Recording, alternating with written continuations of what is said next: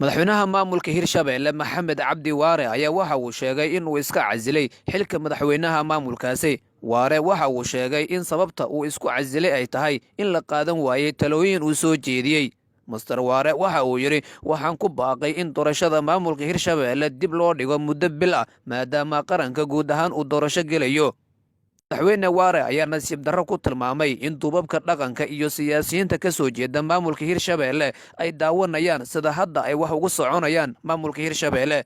waxaa kaloo uu madasha xisbiyada qaran uu ku eedeeyay madaxweyne Waare in ay sheeda ka daawadeen xaaladaha qalafsan ee ka jira maamulka Hirshabelle, isagoo intaa ku daray in madaxda xisbiyada qaran marka laga hadlayo maamul goboleedyada kale si weyn ay uga hadlaan isla markaana ay qaataan kaalintooda hogaamineed, laakiin marka laga hadlayo maamulka Hirshabelle ay dhigaha ka fureysteen.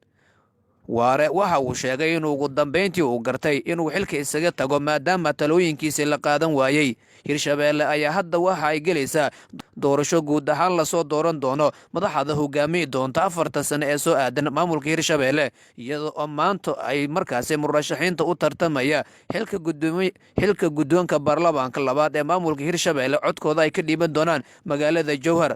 maalinta Arbacada ah ee soo socota ayaana la filayaa in doorashada guddoonka baarlamaanka maamulka Hirshabelle ay ka dhacdo magaalada Jowhar. fadlan haddii aad ku cusub tahay channelkeena saar subscribe si aad u daawato xog walba halkan soo dhigno.